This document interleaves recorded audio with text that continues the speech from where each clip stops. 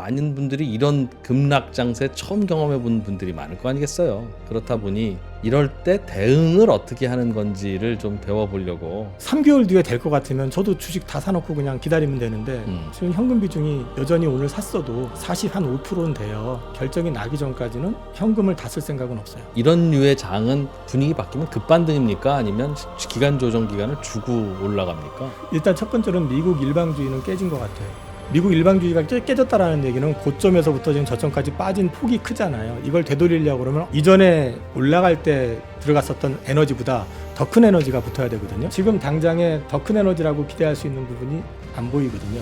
근데 그게 진짜로 붙으려고 그러면 결국 미국에서 양적 완화를 하든지 유동성 공급을 하는 수밖에 없거든요. 그러면 그게 그렇게 붙으려고 그러면 한 번 더 빠져가지고 아예 대기 매물까지 다 털어내버리고 양적 완화 통해 가지고 돈이 공급이 되면서 올라가는 거는 급반등이 나올 수가 있는데 그게 아니라 그러면 생각보다는. 자, 3프로TV의 퇴근길 라이브 시작하겠습니다. 오늘은 다른 때보다 시장 더 열심히 보셨고 생각도 많으셨을 것 같고 머리가 점점 더 복잡해지실 것 같아서 오늘도 또 여러분들께 또 혹시라도 참고가 될 만한 이야기가 있을까 싶어서 또 한 분 모셨습니다. IM증권 서울금융센터의 이영훈 이사님, 어서 오십시오. 네, 안녕하십니까. 네, 요즘 뭐 저 고객들 전화도 훨씬 더 많이 받으시고 이사님도 신경 쓸 일이 훨씬 많아졌죠? 요즘 이게 제 메모 보시면은 예.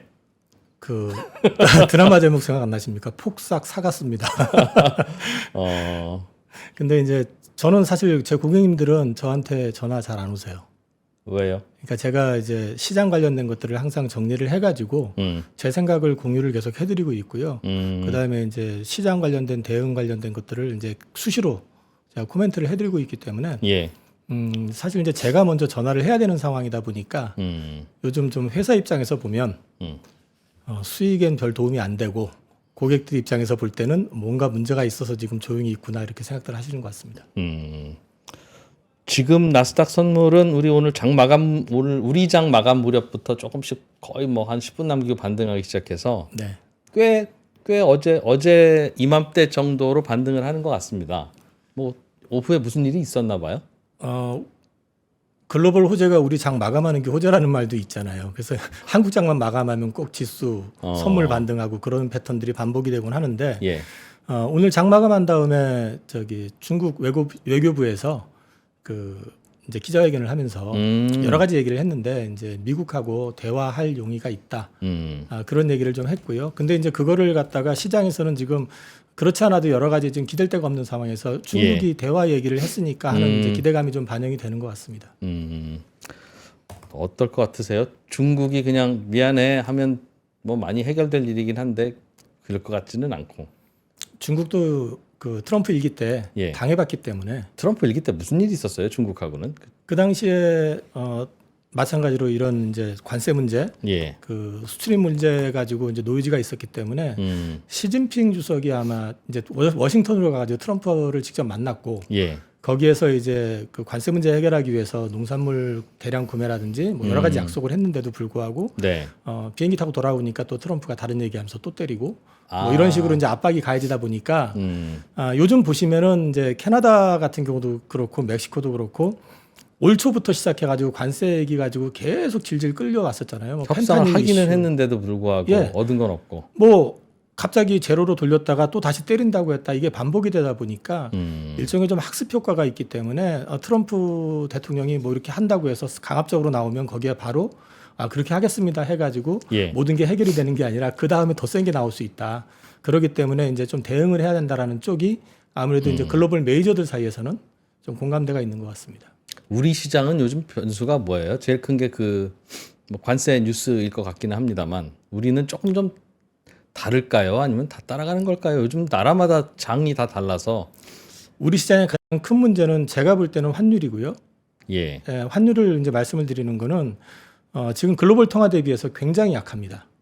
원화가. 원화가 환율이 오른다는 얘기죠. 네네. 예. 원화 약세가 계속 이제 지속되고 있는데 이게 막상 정치적 불확실성이 해소가 됐음에도 불구하고 계속되고 있는 거는 이제 관세와 관련된 부분들이 좀 더 이제 실행까지 이제 오늘 시작이 됐으니까 예. 이렇게 될 경우에는 이제 수출 비중이 제일 높은 나라 중에 하나잖아요, 우리가. 그런 상태에서 또 대미 무역 흑자 비중도 크고 이런 것들이 이제 복합적으로 작용을 하게 됐을 때 가장 크게 데미지를 받을 수 있다. 이제 그 우려가 지금 굉장히 크게 작용을 하고 있는 것 같고요. 물론 관세가 이제 가장 기본적인 노이즈의 베이스이긴 한데 이 관세 노이즈와 관련해서도 이제 문제가 있지만은 또 하필 우리가 공매도 재개 시점에 이제 이게 증폭이 됐잖아요. 관세 이슈에다가 뭐 정치적 막 이게 세 가지가 겹쳐가지고 예. 외국인들이 사실 3월 중순 넘어가면서부터 대차 잔고를 굉장히 많이 쌓아놨었고 막상 이제 공매도 재개되는 시점부터 시작해서 오늘까지 보면 일평균 1조 이상을 갖다 계속 공매도를 치고 있거든요. 그러니까 조금 어떻게 보면 펀더멘탈이니 밸류에이션이 이걸 떠나가지고 수급적으로는 이제 계속 두들겨 맞을 수밖에 없는 그런 상황이라는 거죠. 지수 관련주 중심으로 그냥 때리고 있는 거예요. 한국 시장을 팔고 있는 겁니까? 아니면 외국인들의 공매도는 특정 업종에 관한 겁니까? 처음에는 이제 2차전지 쪽을 중심으로 이제 팔았는데 이제 트럼프가 관세 관련된 거를 좀 구체화하면서 결국 이제 그 글로벌 공급망과 관련된 공급망이 이제 붕괴될 리스크, 특히 이제 무슨 그 반도체를 직접 하는 건 아니지만은 그 주변에 뭐 애플이라든지 엔비디아라든지 여러 가지를 지금 건들기 시작하다 보니까 결국 가가지고 이제 반도체도 관세를 매기겠다는 얘기까지 나오니까 그 시점부터 삼성전자에 대한 이른바 공매도가 이제 집중되기 시작하면서 주가가 빠진 거거든요. 거기다가 우리나라는 또 주요 그 산업 중에 양대축이라고 하면은 결국 반도체하고 어쨌든 자동차인데 자동차도 굉장히 그 부분에선 자유롭지가 않잖아요. 그러니까 이런 것들이 같이 맞물려 가지고 집중 공략 대상이 되는 것 같습니다. 거기다가 또 환율까지 이러니까 외국인들 입장에선 살 필요는 없고 빠질 것 같으니까 하방 포지션을 굉장히 세게 잡는 것 같아요. 환율은 지금 우리 사정도 그렇습니다만 이제 중국이 위안화를 평가절하를 하면 그건 이제 중국 당국이 알아서 할 수 있는 거니까 그러면 이제 우리나라 원화 가치도 중국 위안화 가치를 따라 움직이는 것 때문에 또 올라가고 그럴까요? 일정 부분은 동조화될 가능성은 있다고 보거든요. 실제로 보면은 중국 위안화가 어저께 이제 오늘 새벽 7.4를 넘어가가지고 움직일 때 우리도 같이 동조를 했는데 문제는 우리가 더 많이 올랐어요. 그렇기 때문에 실제 우리가 지금 양자 사이에 껴 있다 보니까 예. 더 이제 환율이 좀 급반등하고 급등락하는 그런 영향이 좀 있는 것 같습니다. 그러다 보니 공매도 했던 외국인들은 어부지리도 꽤 얻었겠네요. 이렇게까지 먹을 줄은 몰랐다. 내일이 옵션 만기거든요. 네. 공매도 했던 거는 일단 지금 엄청 크게 수익이 나 있겠죠. 거기에다가 파생 포지션으로 봐도 지금 선물이 한 3조 5천억 이상을 또 순매도 포지션을 가지고 있어요. 그럼 내일 만기 때 갑자기 오늘 밤에 정말 극적으로 타결이 돼가지고 지수가 급반등하지 않는 이상에서는 예. 외국인들은 내일 큰 수익을 낼 수 있는 포지션이죠. 지금.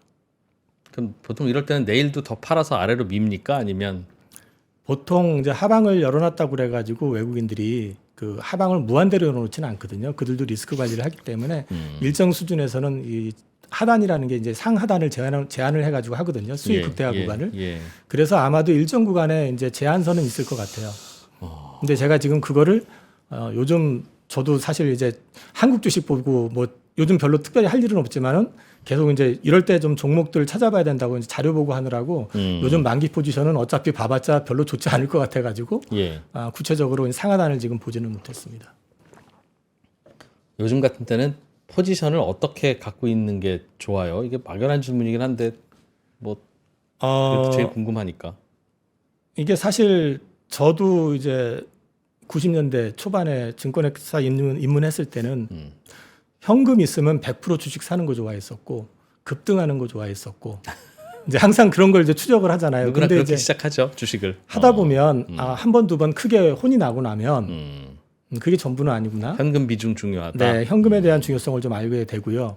그 다음에 이제 급등락을 이제 추구를 하잖아요. 특히 이제 좀 나이가 어릴수록 이게 잔잔하게 올라가는 거 질세가거든요. 그러니까 제가 처음에 입사했을 때만 해도 그 당시에 이제 고참 그 직원들 같은 경우는 그때 한참 주식 사셨던 게 뭐였냐면은 은행주, 잔잔한 것들. 근데 저는 사실 어린 마음에 예. 급등락하는 주식들이 많잖아요. 그리고 제가 실제로 개별 중소형주를 되게 잘했었어요 그 당시에. 이해가 안 됐거든요. 저 양반들 왜 저런 거 사가지고 얼마나 수익 낸다고. 그리고 가만히 보면 실제로 이제 증권회사 입장에서 봤을 땐 영업도 잘 못하는 거예요. 제가 볼 때는 왜 저렇게 하지? 근데 이제 한 번 터지고 나니까 조금 알겠더라고요. 그래서 그런 경험이 좀 쌓이다 보면은 이제 현금의 중요성 이런 것들을 좀 인지하게 되고 그러면 이 현금을 어느 시점에서 늘릴 것이냐 줄일 것이냐에 대한 것들을 자기 나름대로 좀 생각을 가져야 되거든요. 근데 저 같은 경우는 보통 이게 주식을 뭐 잘 봐서 제가 수익을 많이 내고 못 해가지고 손실을 크게 내고 이런 개념보다는 오래 있다 보니까 결과적으로 볼 때 시장이 좋을 때 수익이 많이 나고 이제 시장이 별로 안 좋을 때는 아무리 용빼는 이제 잘한다고 해도 용빼는 재주 없더라고요. 그러면 이제 손실이 나고 하기 때문에 저는 제가 트레이딩을 하면서 제가 트레이딩을 할 때마다 이게 수익이 계속 누적이 될 때는 현금 포지션을 줄여요. 계속 주식을 늘리는데 잘 될 때는. 네, 근데 이제 할 때 보면은 꼬이기 시작하고 뭔가 안 맞기 시작하고 엇박자가 나기 시작하는 때가 있어요. 예. 그럴 때는 둘 중에 하나거든요. 제가 시장을 잘못 읽었거나 예. 아니면은 시장에 뭔가 문제가 있거나. 문제가 생기거나 아무튼 어느 쪽이든 네, 그때부터는 저는 기계적으로 매매를 하면서 현금을 늘려가기 시작합니다. 그 말은 샀다가 물리면 그냥 자르는 쪽으로 손이 가야 된다는 뜻이네요. 아닙니다. 물을 타거나 하지 말고. 예를 들어서 A라는 주식을 샀어요. 제가 이 주식에 대한 어떤 전망이나 차트나 뭐 이런 걸 보고 샀는데 제가 생각했던 것처럼 오르질 않고 빠지더라 이거죠. 그러면 예를 들어서 그게 빠지면은 이 주식을 가져갈지 말지를 다시 한번 이제 점검을 해보고 나서 이거 버려야겠다 판단이 되면 버립니다. 버리고 다시 주식을 살 때 이때 살 때는 100을 가지고 샀다 그러면 살 때는 그때 줄인다. 80을 가지고 삽니다. 이런 식으로 20을 현금을 만들어 놓고 80만 주식을 사가지고 또 들어가 보는데 또 안 좋다. 60만 들어가고. 그러면 또 이제 그걸 또 줄이고 이런 식으로 하다 보면 최근자에 제가 현금 비중이 높았었던 게 작년에 되게 높았었어요. 작년에 제가 극단적으로 높을 때 작년 11월, 12월 달에는 현금 비중이 80% 정도 됐었습니다. 고객님들 전체가. 그때만 해도 이상하게 제가 7월 이후부터 장도 안 좋았었지만 저도 뭔가 좀 찝찝해가지고 제 주력 포트에 들어가 있는 업종을 제외하고는 계속 현금을 만들었었거든요. 예. 그리고 코로나 때도 역시 마찬가지로 코로나 터지기 전 19년 11월 달부터 뭔가 엇박자가 나면서 살 때마다 손실을 보더라고요. 그래서 이제 코로나 팬데믹 터졌을 때 그때 기준으로 봤을 때 현금 비중이 한 50% 정도 됐었고요. 그래서 이제 그게 리스크 관리라고 저는 생각을 합니다. 했다가 잘 되면 계속 현금을 다음 주식 살 때는 더 많이 넣고 네네. 잘 안 되면 다음 주식 살 때는 자꾸 줄이고. 그러니까 저는 이게 기본적으로 주식을 잘한다 못한다의 차원이 아니라 수익에 대한 부분들은 저보다는 시장이 모든 걸 설명해 돈은 준다. 시장이 먹여주고 시장이 네네. 뺏어가는 거고 그런 관점으로 난 보고 그 있습니다. 시장의 흐름에서 내 포지션과 현금 비중 조절하는 게 내가 할 네네. 일이다. 그러니까 요즘은 그럼 어떻게 해야 될까요? 그러니까 요즘 같은 경우는 마침 현금 비중 늘려놓은 분들 이거나 뭐 손절매를 좀 하신 분들은 지금 현금 많으실 거고 또 반대로 그냥 주식으로 가득 찬 분도 있을 텐데 각각의 경우에 이게 내일 급반등할지 또 급락을 할지 예측이 도대체 안 되는. 근데 급락해도 뭐 예. 저기 이프로님 저는 사실 주식을 이게 보면 내일 급반등하면 오늘 샀어야 되는데 막 아쉽잖아요. 그렇죠. 근데 저는 그렇게 생각은 안 해요. 전체적으로 내가 편안해질 때 포지션을 늘리는 전략으로 가져가고요. 사실 오늘 같은 경우는 저는 주식 포지션을 늘렸습니다. 근데 이게 무슨 확신을 가지고 늘린 게 아니고요. 예. 제가 포트에 좀 많이 갖고 있던 섹터, 그 다음에 제가 괜찮다라고 보는 종목들이 제가 원하는 가격대까지 빠졌기 때문에 현금을 갖고 있던 걸 조금 주식으로 더 늘렸어요. 예. 근데 이제 저는 이게 제가 이제 저도 다른 채널이나 경제방송 출연을 이제 가끔 하니까 거기서 이제 말씀을 시황 관련된 걸 드리는데 2월 달이 지나고 나서는 제가 3월 들어가면서부터 3월 전망을 할 때 좀 난이도가 올라갈 것 같습니다. 왜냐하면 2월 달까지는 어떤 주식이든 바닥에 있는 거 사놓고 순서의 차이만 있었지 기다리면 수익이 났다. 10에서 15% 최소한. 예. 많이 난 건 50% 이상 나고 그건 순환매였었다. 작년에 워낙에 많이 빠졌기 때문에. 근데는 문제는 3월 들어와 가지고 보니까 다 순환매가 돈 거예요. 예. 그럼 더 올라가야 되는데 외국인 포지션을 보니까 환율이나 이런 걸 봐서는 들어올 것 같지가 않아요. 들어올 상황이 아닌데 그럼 우리나라 내부적으로 이걸 주가를 땡기기에는 그때까지도 올해 기대 수익, 우리나라 그 코스피 영업이익 기대 수익이라는 이런 것들을 계속 높게 보고 있었던 걸 줄이는 단계였었거든요. 그러면은 여기서 밸류적인 메리트, PBR 얘기하는데 그건 하단에 대한 지지인 거고 상단을 뚫어내려고 그러면은 이익이 늘어나는 어떤 그림이 확연히 보여야 되는데 보이는 게 없더라는 거죠. 그리고 성장하는 섹터 같은 경우는 또 연초에 뭐 예를 들어서 조선주라든지 방산주 이런 거 굉장히 많이 올랐잖아요. 밸류에이션에 대한 부담을 느끼고 있는 상황이었기 때문에 그래서 저는 3월은 좀 쉽지 않을 것 같습니다. 물론 이렇게까지 될 거라고 생각했던 건 아니고요. 그래서 3월 달에 실제로 저도 3월 중순부터 매매하기 시작하면서부터 좀 꼬이기 시작하더라고요. 그래서 현금 비중을 늘려서 제 고객님 중에서도 지금 주식 100% 갖고 계신 분도 계세요. 뭐 두 종목인데 네. 그분 같은 경우는 저의 이제 대학 선배기도 하신데 그분은 조선주 하나 지금 방산주 하나 딱 갖고 계세요. 지금 포지션이 손실은 아니에요.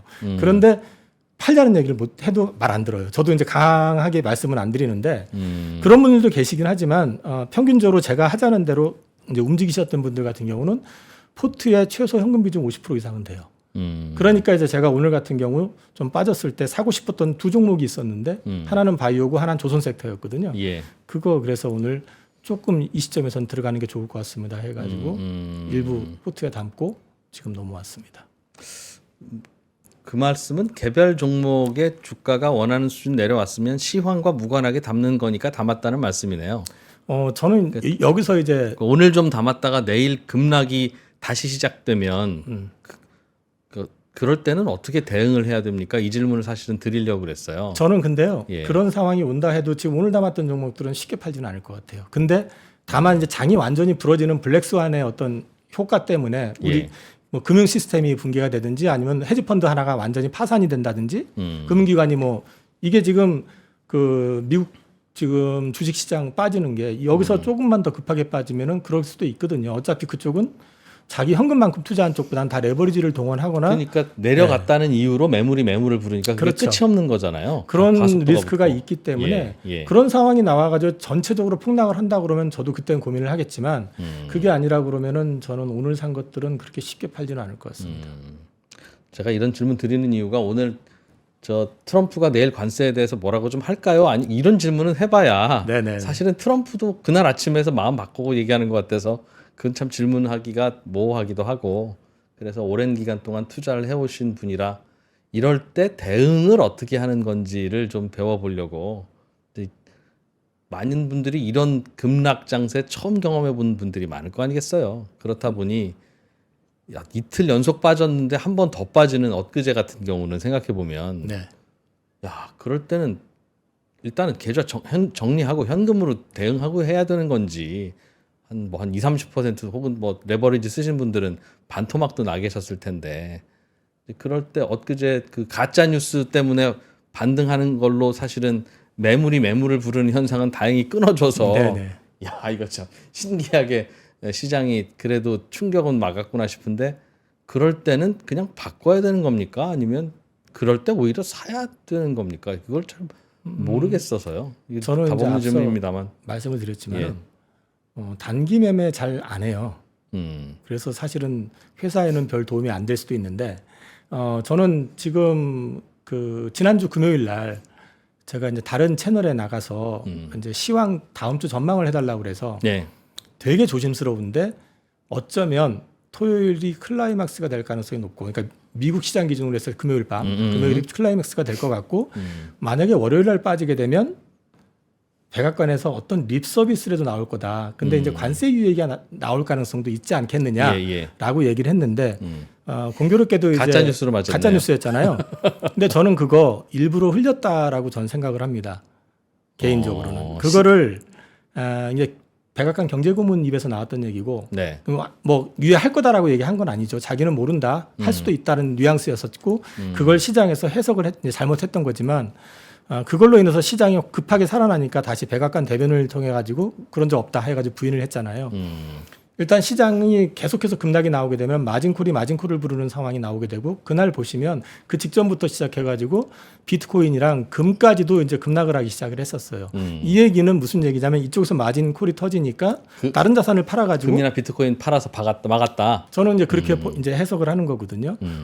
오늘 새벽에 그 미국 국채 시장도 난리가 났었잖아요. 안 그래도 그 질문 드리려고 그랬어요. 그것도 3.9까지 떨어졌었던 게 지금 4.6까지 올라갔었다 지금 4.3대로 내려갔거든요. 국채 10년 누리. 그것도 그거 역시 마찬가지로 국채 시장도 이렇게 베팅을 하방으로 한 그 물량들이 많았다는 얘기도 있고 또 오늘 나왔던 얘기 중에는 루머입니다. 저도 확인 못했던 거지만 중국에서 미국 국채 판다는 말도 있었고요. 예. 뭐 그런 여러 가지가 있었지만은 그 중에 하나는 저는 역시 마진콜 가능성 그것도 있다라고 좀 보고 있거든요. 그래서 미국 국채 팔아서 마진콜 메꾸고 있다 지금. 급하게 감았다. 그리고 국채 자체도 보통 투자한 만큼만 가는 게 아니라 레버리지나 파생 상품을 통해 가지고 하기 때문에 그거 역시도 급하게 빠지면서 마진이 걸려 가지고 강제로 팔려나간 것도 있을 수 있다. 그건 그렇게 보고 있고 또 중국이 여전히 7천억 대 이상의 미국 국채를 가지고 있거든요. 그리고 오늘 공교롭게 위안화를 약세를 만들었잖아요. 예. 그 동시에 또 중국이 남몰래 은근슬쩍 좀 할 수 있는 것 중에 하나가 결국은 미국 국채 파는 거거든요. 그 가능성도 있다고 봅니다. 남몰래 왜 해요? 중국은 그걸 왜 해요? 원망 듣는 것보다는 그냥 몰래 슬쩍 팔아버리면 되는 거지. 그걸 굳이 내가 이거 팔 거야라고 협박할 필요는 없잖아요.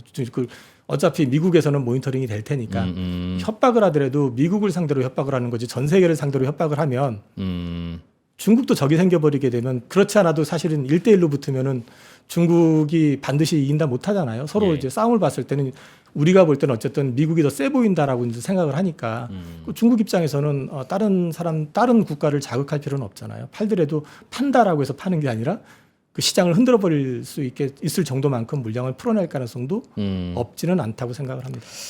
알겠습니다. 요즘은 제일 중요한 게 트럼프의 입. 그 다음에 그게 반영하는 게 뭐 주가겠죠. 그런데 요즘은 주식시장 이외에도 방금 말씀하신 미국 국채의 금리 수준, 위안화 환율, 또 뭐 엔화 환율 그런 것들이 막 얽혀 있는 것 같아서 그 설명을 좀 들어보려고 합니다. 일단은 미국 국채는 이제 미국 국채의 수익률, 금리가 계속 요즘 며칠간 오르고 있는데 그래프를 보면 쭉 잘 내려가다가 요즘 요 며칠 사이에 급반등을 하는 거예요.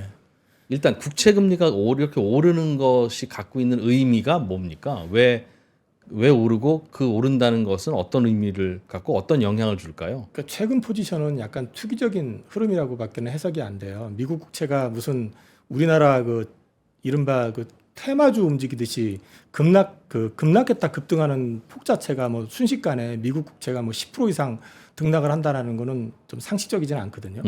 근데 이제 그 미국 국채 금리를 갖다 떨어뜨리려고 했던 건 트럼프의 의도인 거는 분명하고 트럼프도 그렇고 베센트 장관도 그렇고 계속 얘기했던 거는 자기네들은 금리보다는 미국 국채 10년물 금리를 본다라고 얘기를 했었단 그걸 말이에요. 떨어뜨리고 싶다는 거죠? 그렇죠. 왜요? 왜? 그게 이제 결국 그 미국 정부의 그 리파이낸싱을 하는 데 있어서 국채는 계속 찍어내야 되잖아요. 계속 빚을 내야 되니까. 부담을 좀 낮출 수도 있는 거고 그게 떨어지기 시작을 하는 데다가 동시에 하고 있는 게 트럼프가 하고 있는 거는 지금 원유 가격을 계속 낮추려고 하는 거잖아요. 많이 내려왔죠. 예. 뭐 거기도 이제 경기 침체 반영이 돼가지고 $60가 깨졌잖아요. WTI 같은 경우는. 그러면은 사실 이제 오늘도 트럼프가 얘기했던 것 중에 하나가 뭐냐면 유가 떨어졌잖아.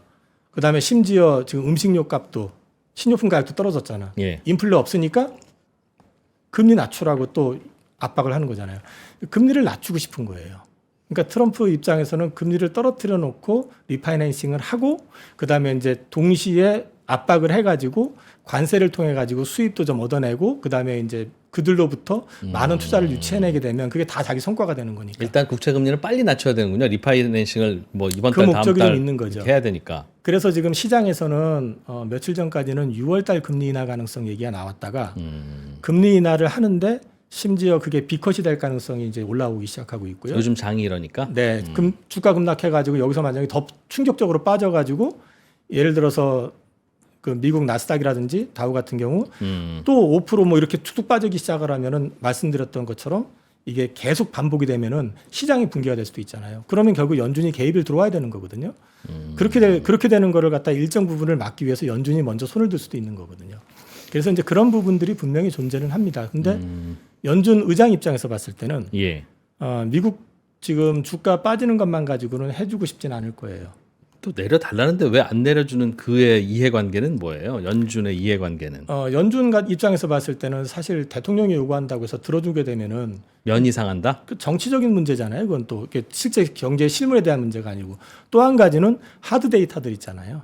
실업률이라든지 물가라든지. 그다음에 물가라든지 이게 금리를 낮출 수 있을 만큼 만족스럽지가 않은 거예요. 그러니까 고용도 실업률도 안 많이 나쁘고. 안 떨어졌고 물가도 많이 안 내려왔다. 네, 고용도 안 나쁘고 그런데 또 물가가 금리를 더 낮추기에는 아직은 좀 불안하고 그다음에 기대 인플레는 1년 기대 인플레 같은 경우는 지금 22년 내 최고치로 올라가 있단 말이에요. 미시간 지표. 그러면 이게 결국은 나중에 가서 물가가 오를 거다라는 예상을 지금 하고 있는 거거든요. 시장에서는. 예. 근데 거기다 대놓고 금리 낮춰 봐라. 이거 떨어지고 있잖아 한다고 해서 그래 낮춰 드릴게요. 할 수는 없는 거고. 또 한 가지 이거는 애매하다. 정치적인 부분이 있을 수 있는데 사실 작년 7월 달에 연준이 금리를 B컷을 했었어요. 예. 근데 그 시점에서는 B컷을 해야 되는 이유를 잘 모르는 상황이었거든요. 그래서 트럼프가 막 노발대발했었거든요. 그 당시에. 이거 정치적인 바이든 선거 도와주느라고 연준이 경기 살리고 있는 거지 아니, 지금. 그런 식으로. 그리고 그 원래 파월은 그 트럼프 대통령이 임명한 사람이긴 한데 일기 때도 내내 달달달 볶였었잖아요. 내가 잘못 뽑았다고. 그렇죠. 잘라버리겠다 그러고 요번에도 당선되면서 당장 연준 의장 바꿔버리겠다고 막 그랬었잖아요. 예. 그 연준 의장 입장에서 봤을 때 그렇지 않아도 하드 데이터 멀쩡하고 그 다음에 소프트 데이터 뭐 기대 인플레나 이런 것들은 인플레에 대한 리스크를 계속 반영하고 있는데 내가 지금 당장 해줄 이유가 없는 거죠. 상대가 이뻐도 해줄까 말까 할 텐데 그런 것도 좀 있는 것 같아요. 지금 보면. 우리 저희 채팅창에서도 연준이 지금 금리를 만약 인하하면 오히려 경기 나쁘다는 걸 인정해주고 도장 찍어준 거라서 시장 심리는 더 안 좋을 수도 있다. 뭐 이런 해석도 하시는데 가능성이 있기는 있겠지만 어떻게 보세요? 그러니까 연준이 만약에 주가가 여기서 급락을 해가지고 계속 반복이 되는 상황에서 이제 어쩔 수 없이 금리 인하를 해준다 그러면 조금 더 충격이 있을 겁니다.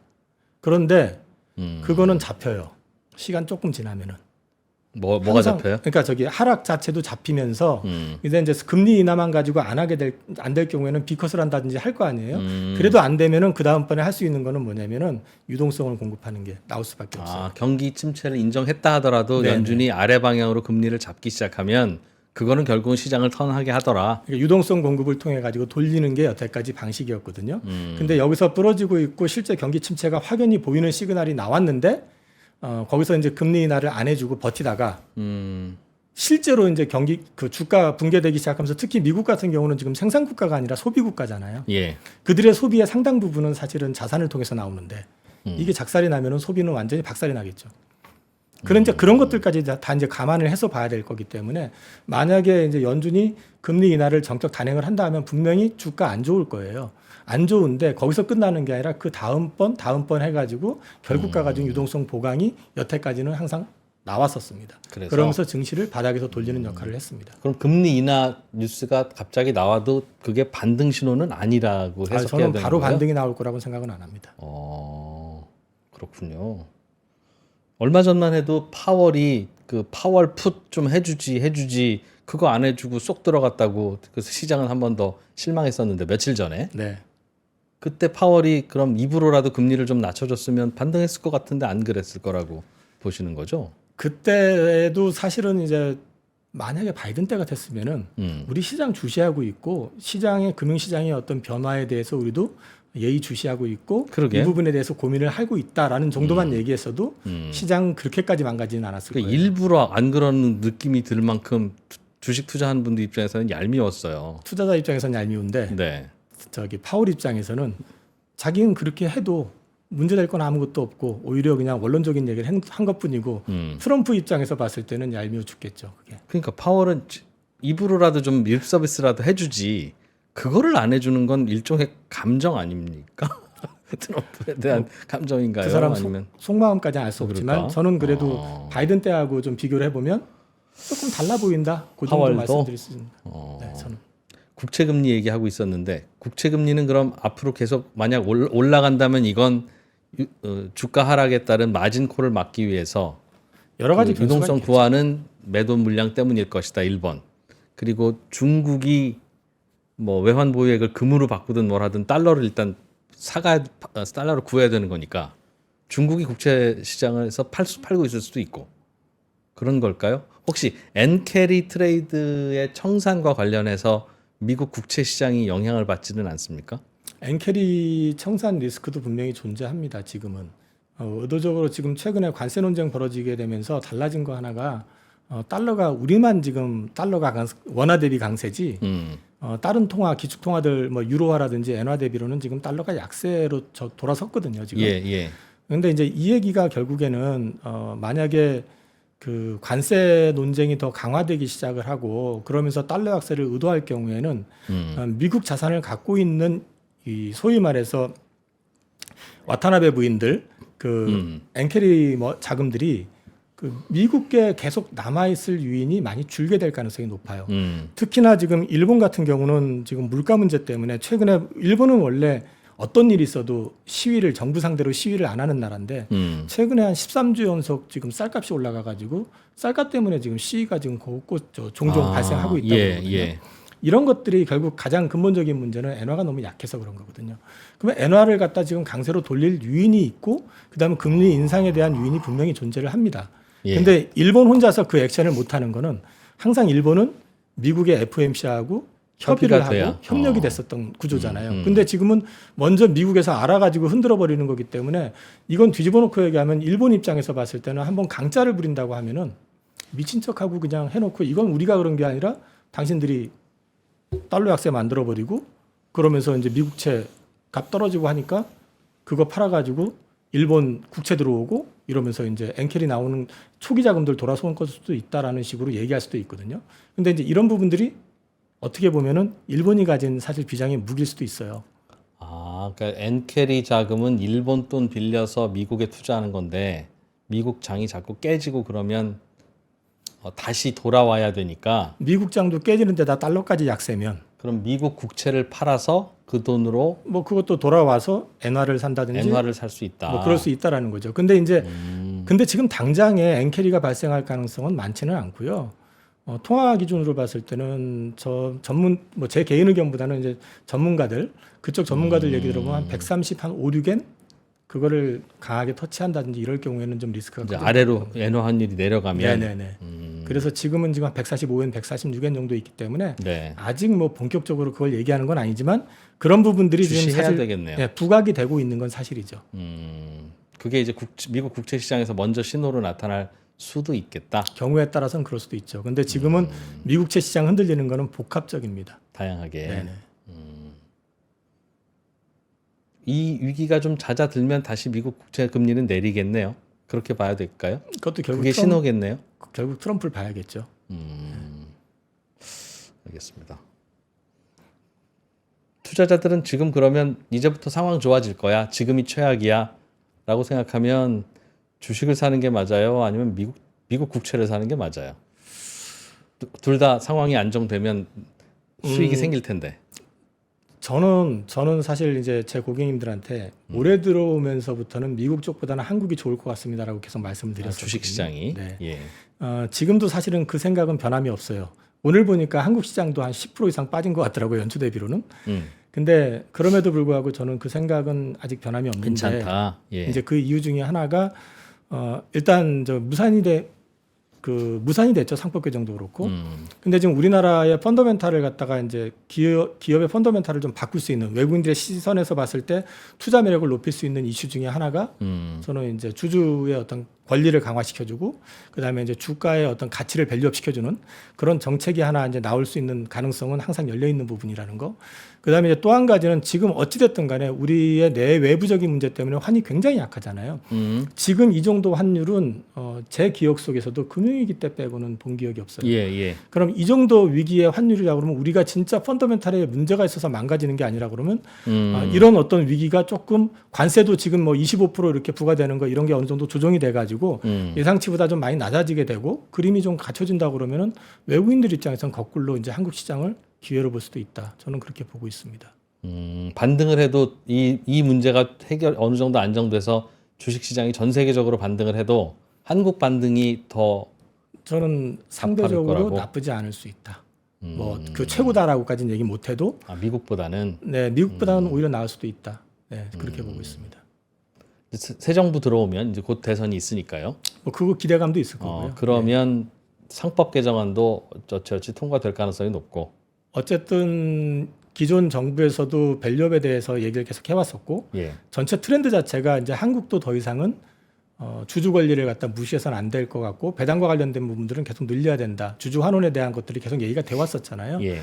이거는 기조가 될 가능성이 높다고 저는 보고 있습니다. 그거는 네.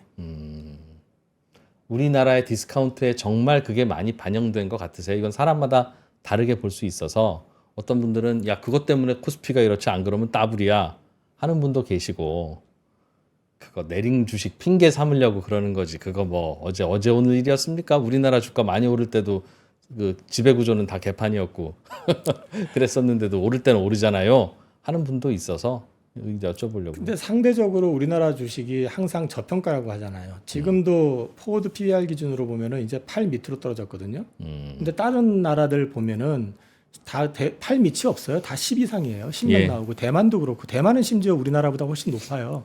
근데 대만 같은 경우만 해도 배당 환원해주는 금액 그 비율 자체가 우리나라 거의 2배 가까이 됩니다. 근데 지금 우리는 보면은 그쪽에는 되게 좀 소홀히 하잖아요. 어찌됐든 간에. 예. 주로 이제 얘기하는 명분이 우리 투자해야 돼. 그리고 많이 기업을 키우기 위해서 이렇게 해야 돼 얘기를 하는데 그렇게 투자를 많이 해가지고 키울 것 같았으면 왜 지금까지 안 컸냐는 거죠. 그러면은 그동안은. 그러니까 이제 그 얘기는 무슨 얘기냐면은 사실은 기업의 가치와는 좀 무관한 부분들 뭐 상속 문제라든지 그다음에 이제 기업 분할 문제라든지 이런 것들이 실제로 많았었잖아요. 그래서 그 기업 분할을 통해 가지고 물적 분할해 가지고 기업을 따로 분할 떼 가지고 그거 상장시켜 가지고 증시에도 부담 주고 그다음에 원래 모회사를 갖다 폭락시킨 것도 굉장히 많았었고 실제 지금도 그 상장 기업들에서 보면은 앞으로 자회사 상장 계획을 막 거침없이 얘기하는 기업들 많잖아요. 맞아요. 그렇게 되면은 그 회사들은 주가가 앞으로 상장이 되면은 그 다음은 보이잖아요. 그러면 자회사도 상장되면은. 예. 그러니까 이제 그런 부분들을 갖다가 일정 부분 좀 제어를 해주는 역할을 해주면 못하게 제도적으로 막아주게 되거나 아니면은 그거 관리해서 법으로 일정 부분 좀 강제하는 모습을 보여준다고 하면 당연히 외국인들도 그렇고 투자자 입장에서는 메리트가 그만큼 커지겠죠. 내 회사의 가치를 훼손하는 걸 그만큼 줄이게 할 테니까. 그래서 저는 그거는 분명히 주가에는 꽤 괜찮은 메리트가 저도 뭐 있을 것 같아요. 주가에 나쁘게 하겠어요? 나쁘게 않을 텐데 야 그게 뭔가 모멘텀이 될 만한 건가 아니면 그냥 조금씩 체력이 강해지는 걸로 봐야 되나 그게 궁금했는데 꽤 좋은 모멘텀으로 보시는군요. 네, 좋은 모멘텀이 될 거라고 봅니다. 알겠습니다. 그럼 이제 그 잠잠해질 것 같으면 한국 주식 담는 게 좀 더 나을 것 같다. 네, 미국 저는 국채, 미국 주식, 한국 주식 중에서. 미국 그렇다고 해서 미국 주식을 다 팔라고는 말씀 안 드려요. 요즘 이제 좀 싸질 때 M7 주식 같은 거 많이 싸지면 좀 사놔라 그런 말씀은 드려요. 그런데 비중으로 놓고 봤을 때는 올해는 한국 비중을 좀 늘려놓으시는 게 좋다라고 말씀드립니다. 한국 주식이 더 싸져 있다. 한국 주식은 싸져 있는 게 아니라 거의 버려져 있는 상태니까요. 그러나 반등은 M7이 먼저 하겠죠. 그래도 그건 우리는 상법 개정안 통과하려면 하반기는 최소한 돼야 되지 않겠습니까? 케이스 바이 케이스일 것 같습니다. 이를테면은 지금 우리나라 같은 경우도 지금 주가 많이 빠져 있지만은 전 세계가 필요로 하는 산업 있잖아요. 예. 그리고 또 미국이 한국 없으면은 도움 못 받는 산업도 있고. 그다음에 또 우리만의 특별한 노하우를 가지고 전 세계를 지금 제패해 나가는 산업도 있고. 그런 것들은 밸류 프리미엄을 당연히 받을 수 있을 거라고 보고 있고. 예를 들어서 뭐 반도체라든지 자동차라든지 이런 것 같은 경우는 글로벌 트렌드를 갖다 무시하고 한국 것만 계속 올라갈 수는 좀 어렵잖아요. 근데 예. 그렇지 않은 산업들 같은 경우는 오히려 프리미엄을 받을 수 있는 기회가 될 수 있다라고 저는 보고 있습니다. 이사님은 이 관세 이 전쟁이 이제 협상이 막 시작됐다고 하니까 한두 달 정도면 다 이제 해결되는 거고 왜 한두 달을 말씀드리냐면 관세 하기 전에 이미 많이 미리 사재기를 해놨을 거고 또 현재 재고도 있을 테니까 관세 높아져서 물건이 못 들어오거나 비싸게 들어오는 그 실제 충격은 한 2, 3개월 후부터 아마 현장 물가에는 반영될 거라고 생각한다면 그 사이에 협상이 대충 타결되면 큰 문제는 없이 지나갈 거 아니겠어요? 근데 실제로 근데 그렇게 보세요? 아니면 그건 트럼프가 얼마만큼 욕심을 내느냐에 따라 달려 있는 것 같아요. 그러니까 자기 마음대로 자기가 원하는 대로 끝까지 하겠다고 밀어붙이면 생각보다 굉장히 나빠질 수도 있는 거고 그다음에 이제 트럼프 그 대통령의 어떤 협상의 기술 같은 거 보면은 먼저 막 많이 질러놓고 지르고. 이제 좀 깎아주고 뭐 이런 식으로 하면서 자기가 막 은혜를 베푸는 것처럼 이제 모양새를 만드는 거잖아요. 이번에도 예. 관세 같은 경우도 보시면은 우리는 원래 50% 부과해야 되는데 반 깎아줘서 25%다 이런 식으로 하면서 자기가 되게 관대한 척하잖아요. 근데 내용을 보면은 사실 그 관세율 산정한 기준 그렇게까지는 자체가 아니고. 웃기잖아요. 그러니까 이런 부분들을 놓고 봤을 때는 저는 이게 트럼프 임기 내내 이 부분을 가지고 계속 복가될 가능성도 있습니다. 근데 지금 어떻게 보면 소위 말해서 글로벌 메이저 국가들이 좀 초기에 좀 강하게 부딪혀주는 게 말하자면 트럼프가 막 이런 표현이 좀 어떨지 모르겠는데 좀 설쳐대고 혼자 막 난리치는 거를 일정 부분 좀 나중에 가서 좀 제어해주는 역할도 할 수 있다. 누가 먼저 좀 트럼프한테 덤벼줬으면 좋겠다. 그래서 좀 초기에는 노이즈가 있어도 만만하지 않다라는 거를 보여줬으면 좋겠어요. 그래서 그럼 한 시장 더 번씩은 부러질 텐데. 한 번 정도 그 정도 충격이 있더라도 그래 놔야지 이게 좀 시간이 지났을 때 좀 편안해지지. 그러면 중국이 싸워줘야지. 트럼프는 중국 말고는 특별하게 싸울 의사는 아직은 없는 것 같은데 굽히면 그냥 오케이 해주는. 근데 중국 말고도요. 지금 유럽연합도 그렇게 만만하게 지금 뭐 하자는 대로 한 입장 아니고요. 그 옆나라 캐나다 같은 경우도 협상을 하자고 하면서도 막상 붙었을 때 미국이 하자는 대로 다 받아주지는 않고 있잖아요. 예. 그러니까 좀 피곤하게 만들 필요가 있다라는 얘기죠. 제 얘기는. 이시바 총리도 사실 이번에 관세부가 24% 부가 딱 되고 났을 때 되게 화가 난 뉘앙스로 얘기를 했단 말이에요. 그 입장에선 당연하죠. 거의 가자마자 정상회담하고 우리가 얼마 투자하겠습니다 하고 백악관에서 별소리 다 하고 그러고 돌아왔는데 바로 관세를 맞았으니 화가 날 만도 하잖아요. 근데 일본이 가진 무기가 없는 게 아니거든요, 사실은. 그게 엔켈이 있잖아요. 근데 일본이 의도해서 하게 되면 미국으로부터 어떤 식의 보복을 받거나 아니면 안보 문제가 될 수도 있고 여러 가지가 있지만 미국이 의도해가지고 발생이 되는 거면 살짝 그냥 한번 흔들어줘가지고 겁을 줄 수도 있는 거고. 아니 그렇게 하라는 얘기가 아니라. 일본은 그럴 유전자가 없는 나라 아닙니까? 그러니까 일본 혼자를 못하니까. 그 이제 저는 사실은 지금 좀 힘들긴 한데 예. 트럼프도 선택의 폭이 많지 않다라고 말씀을 드리는 게 금융시장 붕괴되는 것까지 감안해가지고 그 일을 하면 뒷감당을 트럼프가 못한다라는 거죠 어차피. 그러니까 서로 그런 부분들에서 놓고 봤을 땐 트럼프가 운신할 수 있는 폭이 굉장히 모든 걸 갖고 있는 것 같지만은 생각처럼 또 그렇게 많은 그 행동 영역, 활동 영역이 아주 넓지는 않다. 저는 그렇게 보고 있거든요. 지금 트럼프와 그 일을 벌이고 있는 트럼프의 참모들은 시장에 대해서 잘 알고 있다고 생각하세요? 아니면 야 이런 일까지 벌어질 줄은 몰랐네 이쪽에 가까울 거라고 보세요? 트럼프 대통령 입에서 나온 얘기는 시장 이렇게 될 줄은 몰랐다고 그랬죠. 예. 근데 베센트 장관이나 이런 사람들은 전문 투자자였습니다. 예. 몰랐을 리가 없죠. 그러니까 지금 베센트 장관 입에서 나오는 거는 개별 협상을 통해 가지고 관세 낮추는 쪽으로 가야 된다는 얘기도 하고 경우에 따라서 이게 노이즈가 생기게 되면 당장에 지금 일론 머스크 같은 경우는 대놓고 지금 그 피터 나바로하고 붙었잖아요. 지금 네. 뭐 벽돌 바보라고 했나요? 피터 나바로는 이번에 관세 네네. 정책을 주도하는 트럼프 참모. 네. 그거 자체가 일단 내부적으로도 사실은 노이즈가 있는데 트럼프가 지금 유화론자보다는 약간 강경론자 쪽에 있기 때문에 그렇긴 한데 트럼프 역시도 마찬가지로 금융시장을 완전히 무시하고 일방적으로 통행하기는 어려울 것 같아요.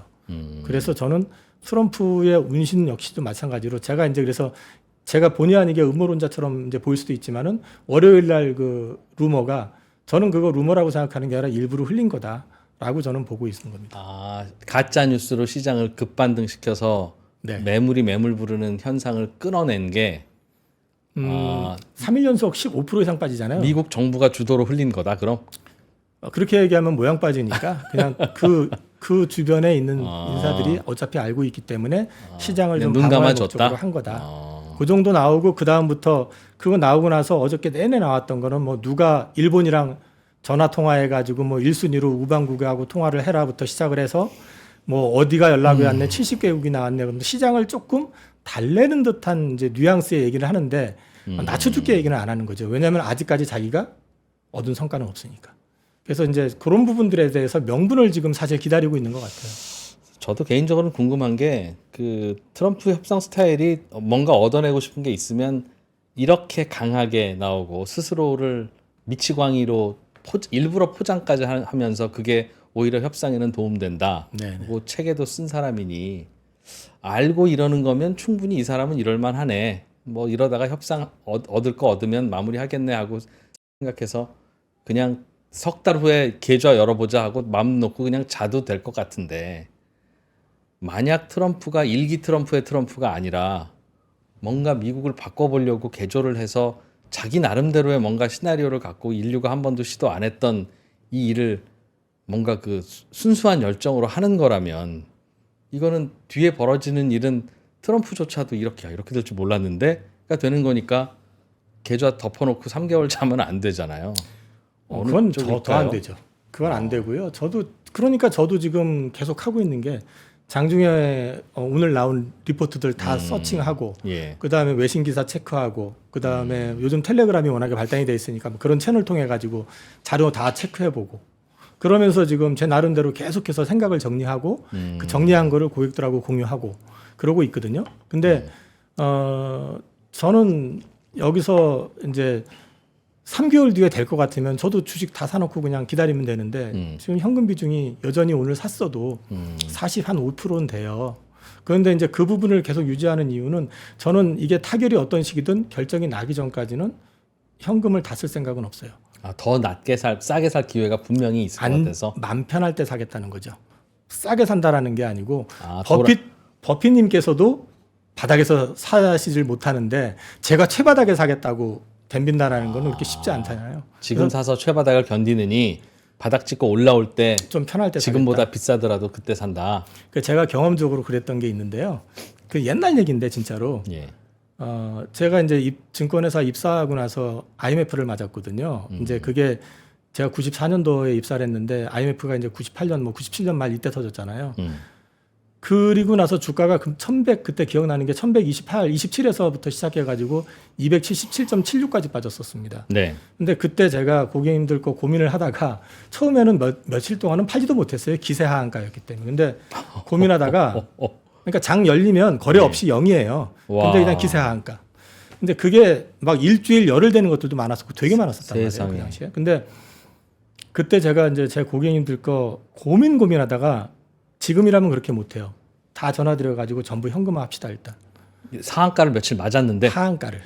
상한가를 맞은 후에. 네네네. 그래서 정리를 하자 해서 지수로 예. 450포인트에서 주식을 다 팔았습니다. 몇 포인트에서 시작된 1127.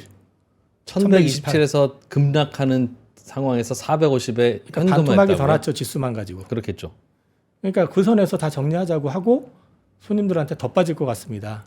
정리하시죠. 그리고 제가 다시 주식을 사겠다고 말씀을 드렸던 게 300포인트가 무너지면서부터 사겠습니다 했거든요. 450에서 300까지는 현금 포지션으로 내려가고. 네네. 근데 그때 제가 이제 딱 한 종목을 픽을 했었어요. 그때 손님들한테 이거 사겠습니다. 뭐야, 옛날 얘기니까 종목 얘기 해줘요. 삼성전자입니다. 가격도 기억해요. 35,000원이 깨지면서부터 사겠다고 그랬어요. 이건 이제 액분 전 35,000원. 네네. 액면가 5,000원일 때. 다른 얘기죠. 예. 근데 그거를 제가 빠질 때마다 이제 분할해서 샀는데, 제가 더는 안 빠질 거라고 생각했던 선이 있었어요. 예. 이게 32,000원대까지 빠지더라고요. 3만 몇천 원부터 샀다고. 5,000원 깨지면서 샀는데. 그렇지 않아도 반토막이 더 난 거를 손절을 해가지고 현금 갖고 있었는데 다시 사자마자 그게 10% 물렸네. 더 빠지기 시작을 하니까 33,000원이 무너지고 2,000원대 딱 들어가니까 더 못 사겠더라고요. 겁이 나가지고. 그래서 저는 거기서 스톱을 했고요. 매수를. 네, 사다가 스톱을 했고 거기서 제가 못 산 게 진짜 바닥이었고요. 예. 거기서 바로 45,000원까지 올랐었고요. 거기서 기다가 7만 원 갔었고 기다가 10만 원 갔었고 이렇게 바로 이렇게 올라갔거든요. 왜 이걸 기억하냐면은 저도 그렇게 올라갈 거라고는 생각 자체를 못했죠. 그리고 경험이 일천할 때니까.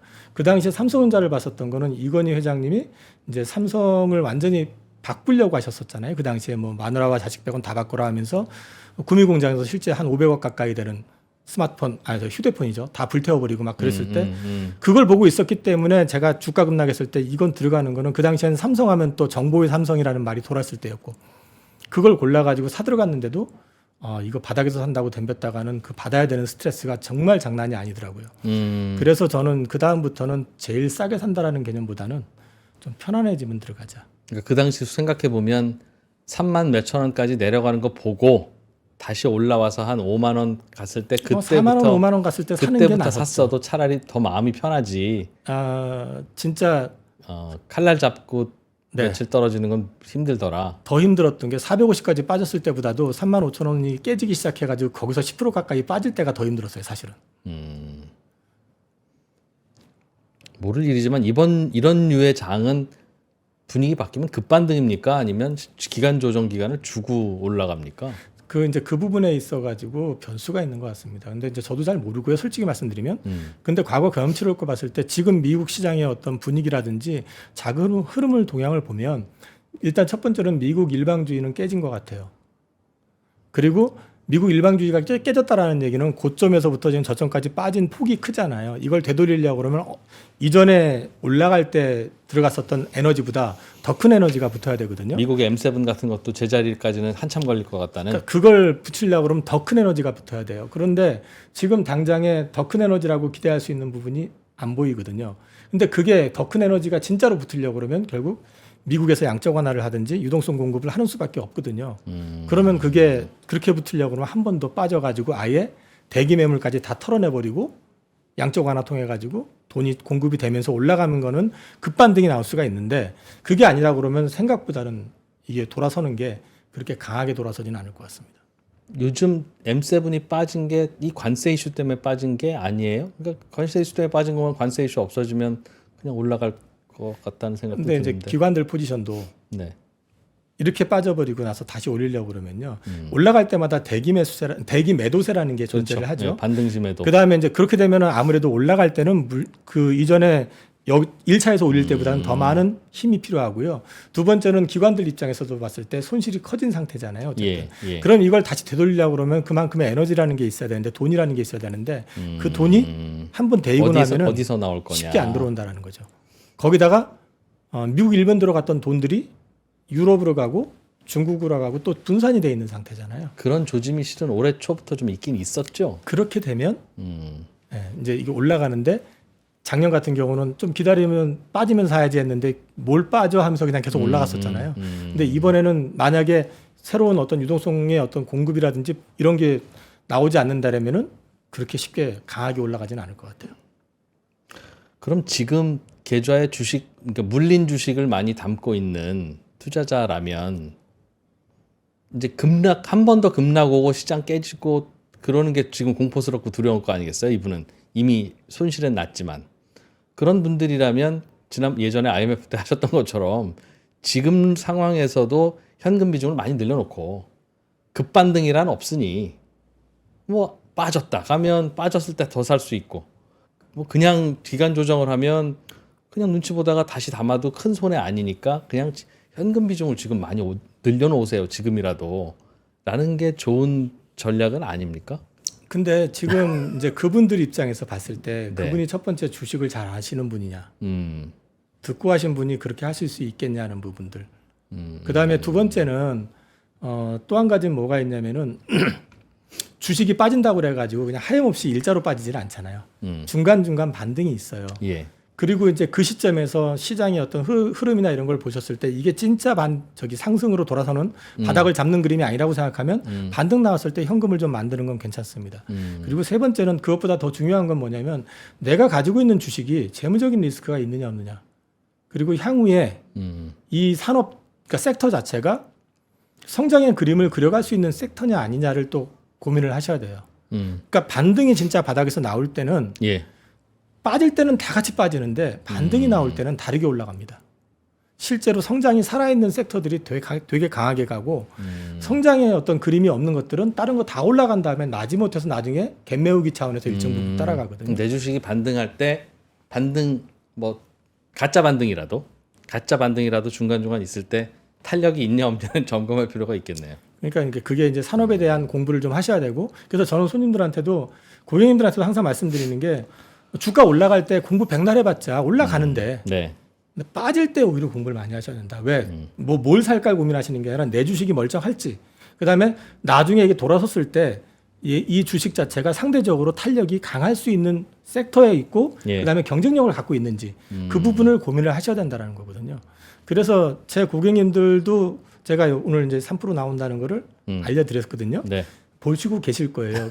만약에 제가 거짓말이라고 생각하면 댓글 다셔도 되는데 제가 최근에도 코로나 때 현금 비중 50%를 가지고 코로나를 맞았는데요. 아까도 말씀드렸지만 11월 달부터 매매할 때마다 깨지기 때문에 기계적으로 현금을 늘렸어요. 예. 근데 그 50%를 갖고 있었던 주식이 대부분 다 마이너스 40%뭐 이랬었거든요. 당시에 코로나 때. 예. 근데 그때 제 고객님들 기억하실 건데 그때 제가 그 주식을 그때 계속 전화 드렸어요. 별로 유쾌하지 않더라도 전화 드려가지고 종목 바꿀 겁니다. 그 준비하셔야 돼요. 바꾸자고 할 때 왜 바꾸냐고 안 바꾼다고 하시면 안 돼요 하면서 설명을 계속 드렸거든요.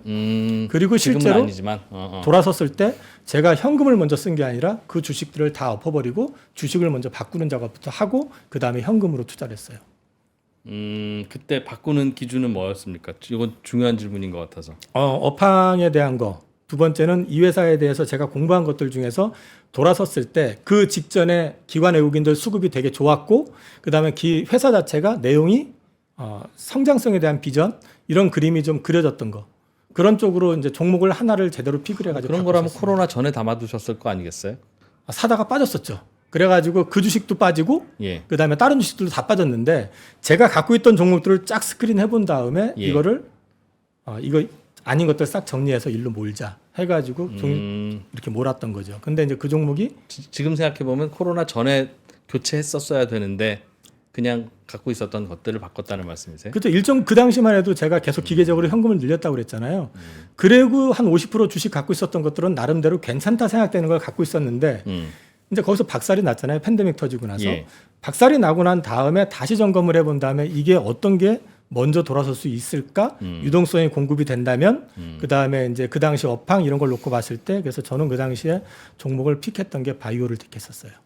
왜요? 그때는 왜? 그때는 바이오는 안 갖고 있었다가 코로나 급락 맞고 반등할 때는 바이오를 먼저 픽한 이유가 뭡니까? 바이오를 갖고 있었고요. 앞서 말씀드렸지만 그 주식도 갖고 있었다고 그랬잖아요. 갖고 있었는데 같이 빠졌었어요. 근데 이제 그 당시에 수급을 보면 기관 외국인들이 그 주식을 좀 많이 포지션을 갖고 있다가 같이 두들겨 맞았었고 예. 첫 번째. 그리고 그 회사가 에로를 그러니까 라이센스 아웃을 괜찮은 걸 했었거든요. 근데 그게 시장에서 반응을 안 하고 박살이 났었던 겁니다. 그래서 그거를 다 옮겨놨었고요. 그래서 이제 그 주식을 가지고 꽤 괜찮은 수익을 냈었죠. 알겠습니다. 오늘 말씀을 정리를 해보면 뒤에서부터 정리해보면 요즘 같이 내려올 때는 종목 교체를 어떻게 할 건지를 좀 지켜보고 고민을 해보자. 그리고 반등할 때 먼저 움직일 만한 걸로 교체하면 오히려 기회로 삼을 수 있다. 그걸 급하게 하시지 말고 지금 조금 반등 나온다고 이게 세다고 해서 이걸로 바꾸시지 말고 장이 편안해지는 시점을 이용을 해가지고 보던 것들을 교체하는 전략을 가져가야 되는데 이게 귀로 듣고 하시면 100% 실패할 가능성이 높고요. 본인이 확신을 가지고 가질 수 있을 만큼 그쪽에 대해서 공부를 좀 하셔야 됩니다. 그런데 계좌에 M7 담아두신 분들은 한국 주식으로 좀 바꾸는 게 반등에 빠를 겁니다. 라는 생각도 말씀 주셨어요. 저는 M7 쪽 같은 경우는 제가 이제 고객님들 같은 경우 작년 10월 이후에 사들인 적이 없어요. 그냥 갖고 계신 것만 갖고 계시라고 해놓고 지금 달러 그대로 갖고 계십니다. 그래서 저는 제 포트에서는 사실 팔라고는 안 하고 있어요. 그냥 갖고 계시라고 그러지. 예. 대부분 이제 제 고객님들 같은 경우는 미장을 하시더라도 그걸 올인을 하신 분들도 없고. 알겠습니다. 네, 그래서 그렇습니다. 근데 이번에는 만약 반등이 시작되거나 하면 그래도 관세가 없어지지는 않았을 테니 25% 관세가 뭐 어떻게 줄든 업종별로 좀 다르든 그 관세 영향이 반등 속도를 정하겠네요. 그렇게 이해하면 되겠습니까? 뭐 그것도 공부 다시 해야 된다. 네네네. 그러니까. 그럼 관세가 일정 부분 부과된다고 했을 때 기준으로 했을 때 그럼에도 불구하고 성장이 나오고 또 그다음에 이제 전체적으로 봤을 때 밸류라든지 향후에 어떤 가능성이 보이는 쪽을 관심을 가지시는 게 더 좋죠.